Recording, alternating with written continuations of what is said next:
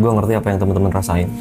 Marah, campur malu tak berdaya, campur sedih, campur putus asa. Ngelihat apa yang terus-terusan terjadi di Gaza. Di depan mata, 17 bulan, 50.000 korban. Dan tanpa satupun negara yang bisa menghentikan. Rasanya campur aduk. Dan di tengah itu semua, kita semua bertanya, apa yang bisa kita lakukan? Sampai kapan? Tentu jawabannya hanya dua. Sampai Allah memenangkan dan sampai umat ini berhenti mengandalkan keajaiban tanpa ikhtiar yang terbaik.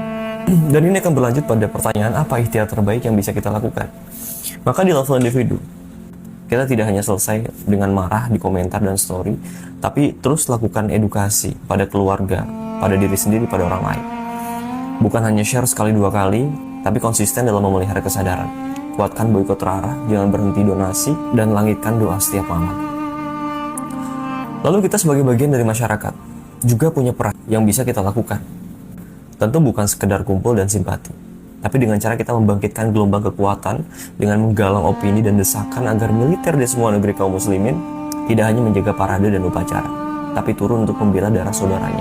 Kita rancang dan buat opini sekuat mungkin untuk tekan diplomasi, paksa para diplomat untuk bersuara, agar tidak hanyut dalam politik dagang dan isu murahan.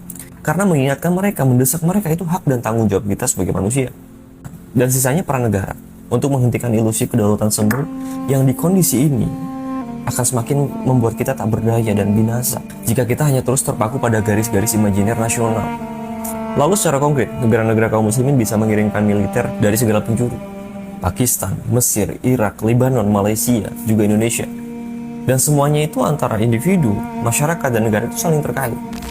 Maka sebetulnya dimanapun kondisi kita, sesempit apapun ruang kita, sekecil apapun pengaruh kita, selalu ada porsi yang bisa kita isi.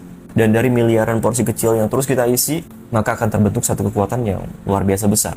Dan buat teman-teman yang juga pengen ikut kontribusi, bisa translate video ini ke semua bahasa, sebarkan, terus hidupkan, dan jangan biarkan Gaza jadi sekedar berita.